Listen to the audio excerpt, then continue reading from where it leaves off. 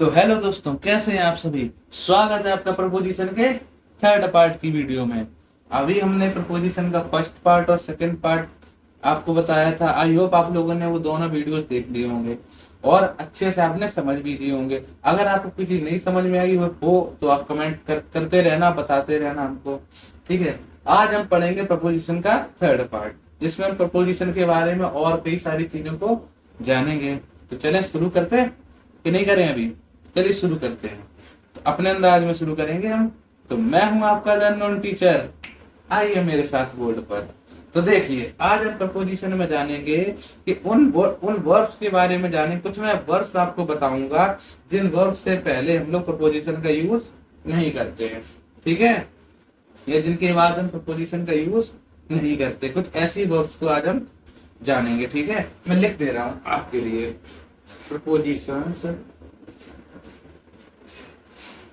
Prepositions are not used before the following verbs in active voice। Active voice का मतलब क्या है? Active voice का मतलब होता है एक नॉर्मल सेंटेंस। ठीक है, जिसमें कोई किसी के द्वारा बात नहीं बताई जा रही, नॉर्मल एक सेंटेंस लिखा हुआ। जब हम एक्टिव पैसिव का टॉपिक पढ़ेंगे ना, तब आपको ये समझ में आएगा कि एक्टिव वॉइस क्या है। कोई नॉर्मल सेंटेंस अभी तक आप, ठीक है।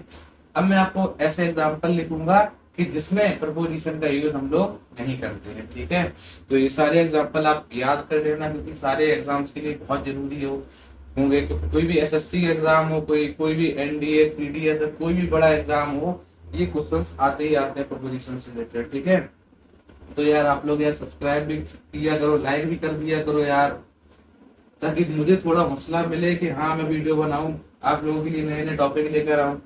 आप लोग सब्सक्राइब ही नहीं करते हो यार, सब्सक्राइब कर दिया करो। ये घंटी होती है, इस पर बजा दिया करो, बजाती ही नहीं है कोई। चलो सब्सक्राइब कर देना आप लोग, ठीक है, लाइक कर देना, कमेंट भी करना, बताना, और अपने दोस्तों को भी शेयर करना, ताकि वो भी जाने कि इंग्लिश में कौन कौन से नए नए टॉपिक्स होंगे जो आपके एग्जाम्स में आएंगे। ठीक है, चलिए बढ़ते हैं अपनी टॉपिक की तरफ। प्रपोजिशन जिनके पहले या बाद में हम लोग इनका यूज नहीं करते हैं, वो ऐसे बहुत जिनके आसपास किसका यूज नहीं किया जाता, प्रपोजिशन का यूज नहीं किया जाता। तो चलिए सबसे पहला हम लिखते हैं अटैक। अटैक, मैं सारे वर्ड्स लिख दे रहा हूँ ताकि आप लोगों को ये आसानी रहे जानने में कौन कौन से वर्ड्स है जिनके साथ हम लोग प्रपोजिशन का यूज नहीं करते हैं। ठीक है, एम्फसाइज, एम्फसाइज में से एक है, और resign, resign, resemble, accompany, investigate, investigate, comprise, investigate, comprise, और कौन से हो जाएंगे आप लोगों को पता है? साइन, ज्वाइन, डायरेक्ट, टेंस्योर, बोल्ड, स्काई, और भी कई सारे हैं ऐसे के। Discuss, discuss, reach, reach, enter, enter, और जैसे मान लो, और एंटर मैंने लिखा, तो एंटर मैंने पहले तो नहीं लिखा है, देखते तो नहीं लिखा है एंटर, है ना। एंटर, एक सेकंड रुको ना, नहीं लिखा है, नहीं लिखा है एंटर। ठीक है, एंटर हो गया। उसके बाद जैसे कंसीडर, कंसीडर, है ना। वायोलेट, वायलेट, वायलेट, और इन्वेड, रेजिस्ट, इन्वेड, रेजिस्ट। ठीक है, देखते जाना सब लोग, और एक बार अपने मन में रिवाइज करते जाना। ठीक है, तो आपको बार बार रिवीजन करने की जरूरत तो पड़ेगी इनमें, क्योंकि ये बहुत जरूरी है और ये एग्जाम्स में जरूर आते हैं ऐसे वर्ड्स आपको कंफ्यूज करने के लिए। इनके आसपास लगा देंगे प्रपोजिशन और फिर आपको आपको तो लगेगा हाँ यार ये सही तो लग रहा है, लेकिन उसमें कहीं ना कहीं मिस्टेक जरूर होगी। क्यों? क्योंकि इन वर्ड्स के आसपास की प्रपोजिशन लगता ही नहीं है। ठीक है, तो आप लोग ये चीज जरूर समझना, आपके एग्जाम्स के लिए बहुत जरूरी है। कंट्रोल, कंट्रोल, परवेड, इफेक्ट, और कोई होता है क्या स्पेसिफिक? नहीं है, एसक्यू और एसक्यू। तो देखिए मैंने ये कई सारे वर्ड्स यहाँ पर लिखे हैं जिनमें हम लोग प्रपोजिशन का यूज नहीं करते जिनके पहले। ठीक है, इन वर्ड्स के पहले कहीं भी प्रपोजिशन का यूज नहीं किया जाता, ये बात आप लोग ध्यान रखना। ठीक है, क्योंकि एग्जाम्स में भी ऐसे क्वेश्चन आ जाएंगे। ठीक है, चलिए अभी आधे एग्जाम्पल देखते हैं कि ऐसे क्वेश्चन कैसे बन जाएंगे जो आपको कंफ्यूज करेंगे। जैसे मैं क्वेश्चन लिखता हूँ, इसमें कोई वर्ड ले लेते हैं हम, एंटर। जैसे हमने मान लो एंटर एक वर्ड ले लिया, अब एंटर से रिलेटेड कैसे एक सेंटेंस बनेगा। ठीक है, जैसे मैंने लिख दिया example, we entered into the room. ठीक है, एक ही सेंटेंस, मैं 2-3 सेंटेंस एक साथ लिख देता हूँ। ठीक है,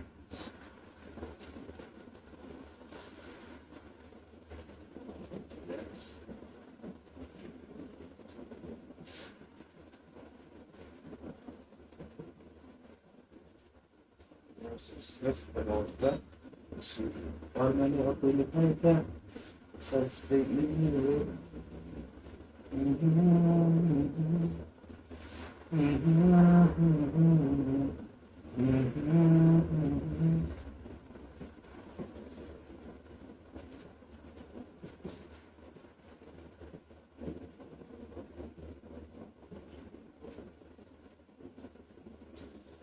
चलिए ये 3 सेंटेंस देखिए, ऐसे सेंटेंस आपके एग्जाम में आ जाएंगे। इसमें जैसे लिखा है we entered into the room, कुछ गलत लग रहा है इसमें। आपको तो एकदम सही लगेगा कि हम बाहर थे उसके बाद अंदर गए, और बताया था, हमने पढ़ा भी था कि बाहर से अंदर जाने के लिए इनटू का यूज किया जाता है। लेकिन क्या ये सही है? नहीं, ये गलत है। एंटर्ड ये वर्ब है, कहाँ लिखा है? इसमें कहीं लिखी थी ना मैंने, कहाँ लिखी? ये देखिए, ये लिखी एंटर। इस वर्ब के साथ हम लोग प्रीपोजिशन का यूज नहीं करते हैं, यहाँ पर इनटू का यूज नहीं होगा। क्या हो जाएगा? वी एंटर्ड द रूम, क्योंकि एंटर का मतलब ही क्या है? हाँ, अंदर जाना। अब अंदर जाना के बाद फिर अंदर जाना, हम अंदर गए रूम में ना, हम अंदर गए कहाँ? रूम में। इनटू का मतलब भी तो अंदर जाने से है ना, तो बार बार थोड़ी ना लगाएंगे प्रपोजिशन। ठीक है, समझ में आया? यहाँ पर जैसे दूसरा सेंटेंस लिखे, let's discuss about the issue. यहाँ पर डिस्कस, डिस्कस मैंने लिखा है यहाँ पे, हाँ ये देखिए, ये लिखा है डिस्कस, लिखा है कि नहीं? डिस्कस के साथ भी हम लोग किसका यूज नहीं करते? प्रपोजिशन का यूज नहीं करते। तो क्या हो जाएगा इसका? लेट्स डिस्कस द इशू, क्योंकि डिस्कस का मतलब ही क्या हो जाएगा? डिस्कस का मतलब क्या हो जाएगा? मतलब लेट्स डिस्कस द इश्यूज का मतलब क्या हो जाएगा? कि इस इशू के बारे में डिस्कस करना। अब डिस्कस मीन्स ही हो जाएगा उसके बारे में कर रहे हैं जब, तो यहाँ पर अवॉर्ड का यूज करके बार बार क्यों हम लिखें इस बात को? तो यहाँ पर ये चीज गलत हो जाएगी। लैक्स अभी लिखा ही रह गया था इसमें। ठीक है, लैक जो वर्ड लैक मीन्स होता है कमी, सी लैक्स इन पेशेंस, उसमें पेशेंस की कमी है। अब लैक्स मीन्स पहले से ही है कमी में, लेकिन फिर इन लगा दिए, तो लैक के साथ इनका यूज नहीं करेंगे प्रपोजिशन का। क्या हो जाएगा? C lacks patience. लेकिन अगर आप इनको पढ़ोगे ना, let's discuss about the issue, कई बार तो लोग बोल देते हैं let's discuss about this issue, नहीं, गलत है। We entered into the room, गलत है। सी लैक्स इन पेशेंस, गलत गलत गलत। सही ये लिखे हैं सेंटेंस एकदम, जिनमें ऐसे वर्ड देखने को मिले, ये वर्ड देखने को मिले, आप कभी भी इनमें क्या नहीं लगाओगे? प्रपोजिशन यूज नहीं लगाओगे। ठीक है, जैसे एक और ये ज्वाइन वर्ड लिखा है, we joined in the party, हम पार्टी में ज्वाइन कर गए। अब यहाँ पे सही लग रहा है, we join in the party, party join कर गए, तो सही लग रहा है कि नहीं लग रहा है? लेकिन ये गलत है। ज्वाइन का मतलब ये है कि एंटर कर गए, हमने ज्वाइन कर लिया है, बार बार नहीं लगा सकते। क्या हो जाएगा? We joined the party,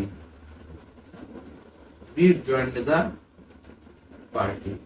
I hope आपको ये बातें समझ में आई होगी, किन वर्ड्स के साथ हम लोग प्रपोजिशन का यूज नहीं करते हैं। समझ में आया कि नहीं आया? अच्छे से। चलिए अब मैं आपको बताऊंगा कुछ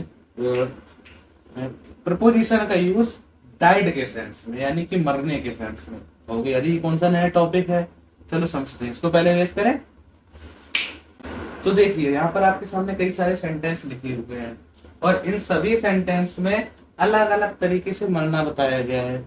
आप लोग ट्राई मत करना, लेकिन सिर्फ समझना, इन सारे सेंटेंस में अलग अलग तरीके से मरना बताया गया है। अच्छा, मैंने इस सेंटेंस को क्यों लिखा है? मैंने इस सेंटेंस को इसलिए लिखा है कि किस तरीके के मरने पर कौन सा वाला प्रपोजिशन यूज किया जाता है। अभी सर ऐसी बातें बताएंगे कि मरने पर भी आपको प्रपोजिशन लगाना पड़े, ठीक है? तो एक एक करके समझेंगे कि कैसे मरने पर कौन सा प्रपोजिशन लगाया जाता है, ठीक है? और डोंट ट्राई इट होम, ठीक है? जैसे कि सबसे पहले हमने देखा she died dash malaria. Malaria क्या है? डिसीज है कि नहीं? है कि नहीं? तो देखिए, अगर कोई भी इंसान किसी भी डिसीज से मरता है, यानी malaria, typhoid, typhoid, jaundice, whatever, कोई भी डिसीज है, तो उस डिसीज, जब भी डिसीज से मरेगा तब हम कौन से प्रपोजिशन का यूज करेंगे? हम करेंगे ऑफ का। किसका करेंगे?